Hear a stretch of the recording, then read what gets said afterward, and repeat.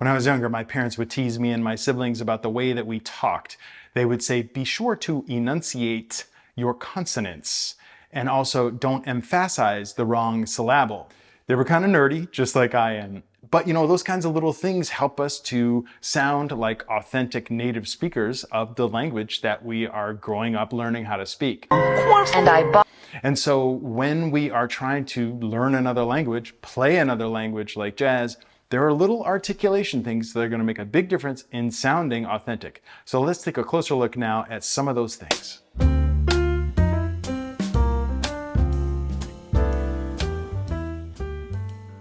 Welcome to Learn Jazz Bass with Matt Rybicki. I'm glad that you're here.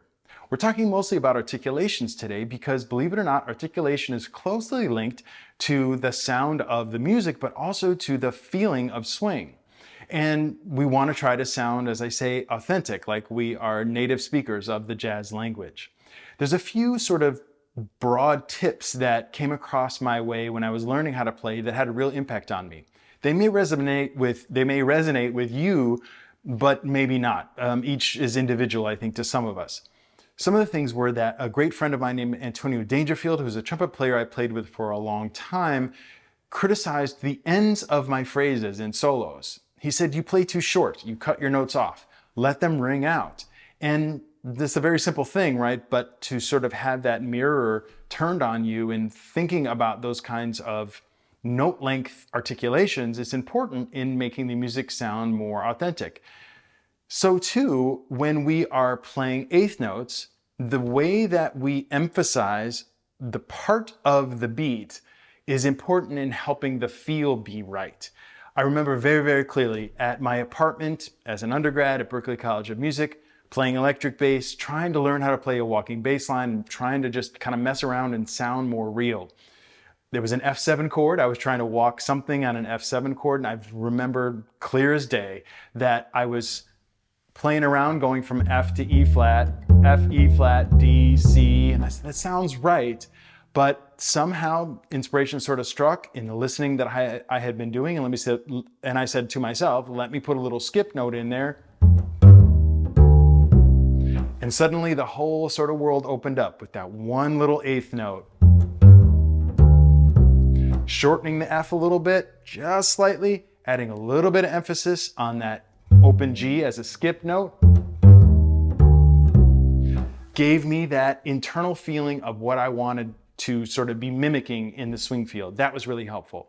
Another thing was at Berklee as well, one of my teachers, John Rapucci, told me, you know, phrasing in soloing in eighth notes is a lot like the slurred language of somebody who is intoxicated, somebody who is drunk.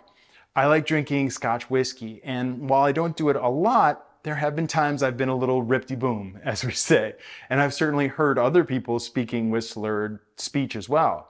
And when we listen to phrasing in certain sort of periods of time or certain players, you can really hear that. Certain things are really swallowed or slurred together, mashed together, and it has a more of a sense of like a natural way of speaking. And that's something we can sort of try to mimic as well.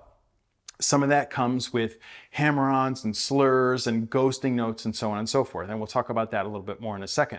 But I wanted to bring up the fourth thing that I was thinking about, which was someone brought up to me that when you are playing an eighth note line, you don't always have to start on a downbeat. Very, very simple thing. It can start on an upbeat. And when you do that, you sort of naturally shift phrases into a way that feels a little bit more authentic. For example, if I were to play 1 and 2 and 3 and 4 and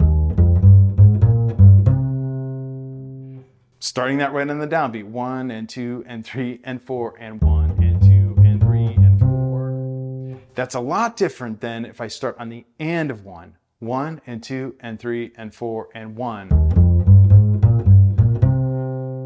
I had to add an extra note on there to get where I wanted to go, but that said, it has a lot dramatically strong, different feeling, doesn't it? From,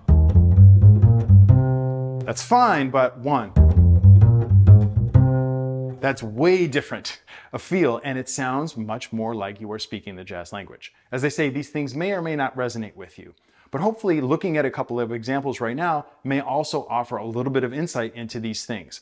So let's take a listen first to Miles Davis. This is just a 3-bar phrase during his solo on If I Were a Bell. Let's take a listen to that first, slowed down to about 60% of the speed. We'll listen to that a couple times, and then listen to it at 100% speed a couple times. It's very short.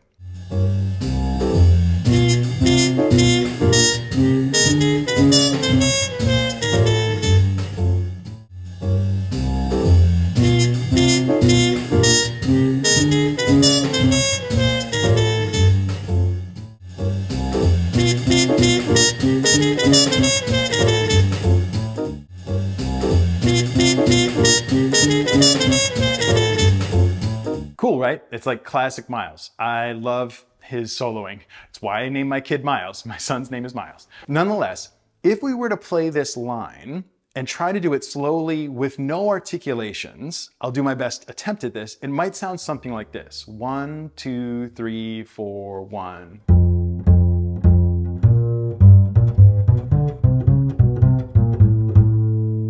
2, 3, again, 1.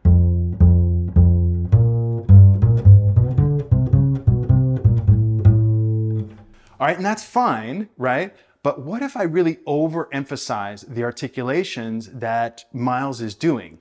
It's gonna sound pretty dramatically different. 1, 2, 3, 4,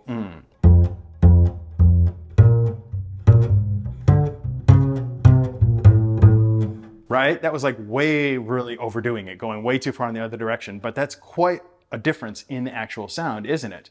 Just from which notes we are emphasizing and how we are emphasizing them and what the note length is and so on and so forth. If I try to do it a little bit more naturally, 1, 2, 3, 4,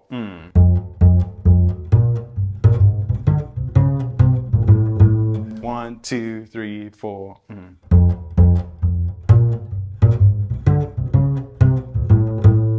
Now you'll notice on on bar 3, those first 2 notes, the D flat to B natural, are slurred when Miles is playing them. And I am trying to slur them, but that's not a supernatural slur on the bass, at least not with my particular setup with these ersatz gut strings, sort of gut-like strings.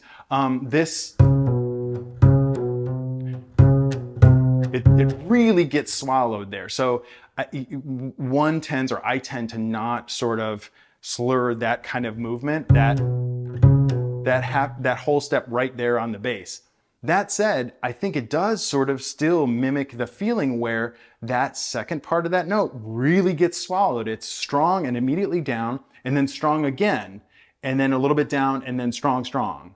But strong, long, and then strong sort of shorter. It's not really staccato, but it's shorter. So if I want to, once again, try to play it a little bit more naturally, 1, 2, 3, 4, 1.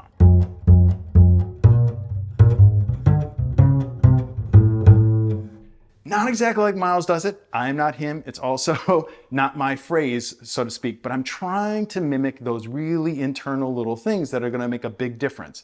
So where the notes have that emphasis is going to greatly give a sense of forward motion and interest to the line. Let's check out another one. Here's Louis Armstrong, who's doing things a little bit differently on cornet chop suey. And I want to bring to your attention that it appears to my ears that this is an E major, which is kind of strange as a key choice. It may be a problem with the recording in that it wasn't properly tuned, you know, in the machines and in the transfers and so on and so forth. It sort of got detuned. That said, it does have a certain resonance in the key of E, which is wild. I always thought this was an F because I had always seen charts in F. This is not played very often. Nonetheless, here's a little snippet, first slowed down from Louis Armstrong for a couple times, and then a couple times sped up.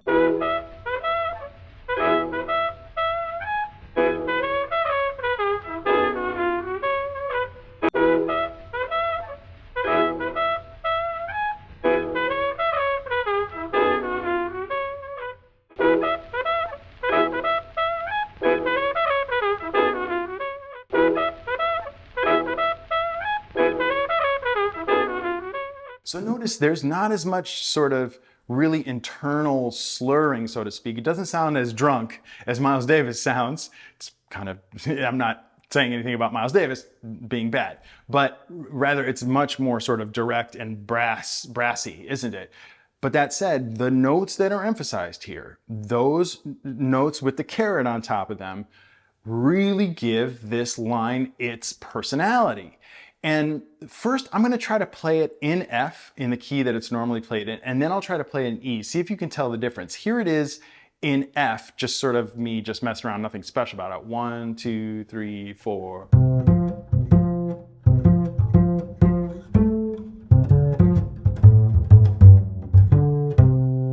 That's cool, it's fine. Now listen to it in E. It's interesting, there's more resonance on the bass too.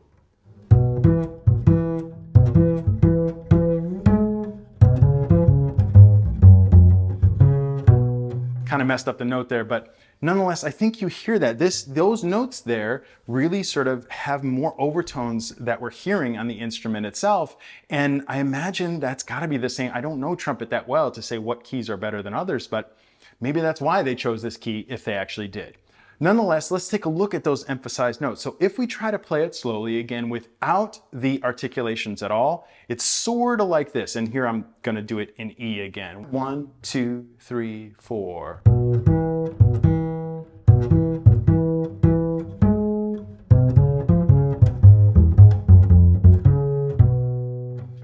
That's fine. Totally cool.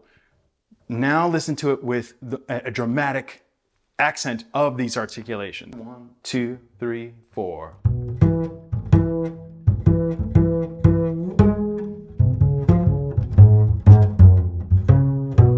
There is a little bit of that swallowing in there, isn't it? And it just has a little bit more personality. Now on the bass, we are hampered by the inability to hold notes as long as someone who plays a wind instrument or brass, reed, whatever, all those instruments, right? I mean, we can certainly do it with the bow, and certainly your setup can affect that. If you've got steel strings that are a particular kind or set a little bit lower, they're gonna ring for longer. So you can get away with more as far as sort of hearing a lot of these subtleties in the way you articulate. Some of us have this kind of setting here on my Hawks here where it's really more like a gut-like sound. So you're not going to get quite as much distinction to those real subtle little differences. And with the bass, of course, we don't have the same dynamic range as a trumpet by far. But we are trying to mimic that sense of having some life in the articulations and giving it a sound of the words that we would speak, how we would speak them in our native language. If I say 1 and 2 and 3 and 4 and 1 and 2 and 3, 4, 1 and 2 and 3 and 4 and 1 and 2 and 3, 4. That's a lot different, right, than 1 and 2 and 3, 4, 1 and 3, 4. Da da da da da da.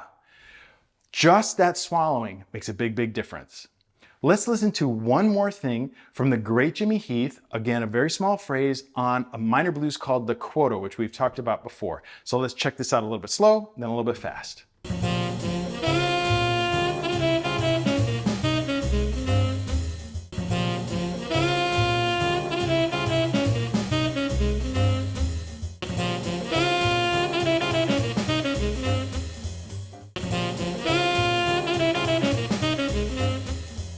So like before, if we try to play this line slowly, and I try to mimic this sort of gliss that he does on the tenor, which is really hard to do on the bass, how they do it, of course we can gliss easily, but it doesn't sound exactly the same. But if I play it slowly without the articulations, 1, 2, 3, 4.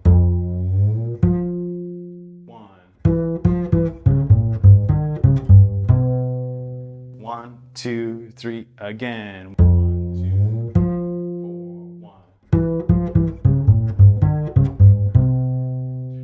Again, good line, good notes, and so on and so forth, but let's overemphasize those articulations now. 1, 2, 3, 4.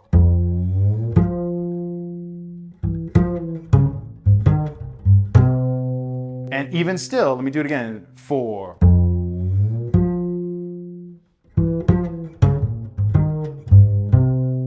Those last two notes are actually held back just ever so slightly by Jimmy Heath, which also gives it a sense of like texture and thickness because it's not just this very cookie cutter eighth note lines. So all these little choices, which notes are emphasized and not, make a huge difference. As I may have said, with this line that is in bar 2, the E natural to F, going back to E, it's completely normal sounding because those E's are ornaments to the F, and they sound like that because they are not emphasized. He's emphasizing the important note, which is the F, and those E's give it some life, give it some body. And then that A flat there is really swallowed. You can barely hear it. I played it more than you can actually hear it in the recording. It's like just barely touching. And then those last two notes are held back just a little bit.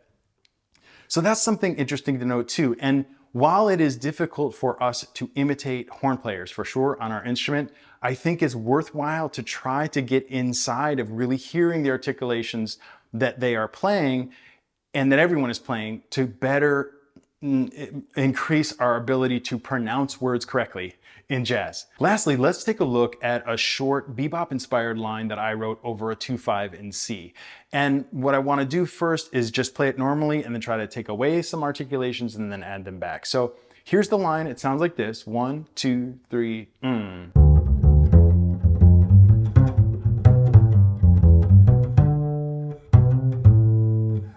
That probably sounds pretty familiar, at least in the general sort of area of a bebop line.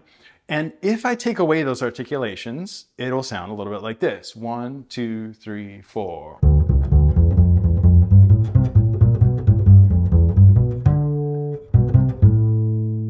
I think to me, this is the best example of this kind of thing because it's hard to imitate the horn players very, very well, but this lays really well on the bass, to me at least. So when I put those articulations in,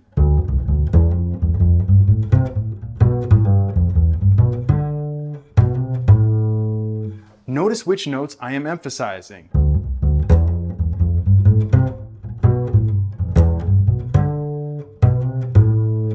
And that can change from time to time, that I might play a line like this, but the point is that I'm thinking about creating that kind of texture in the line itself.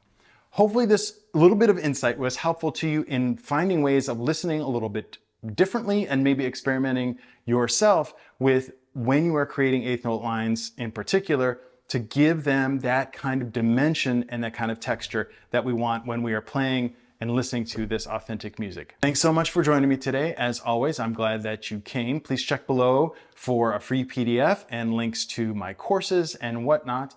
Please like and subscribe if you would. And remember, straight ahead and strive for tone.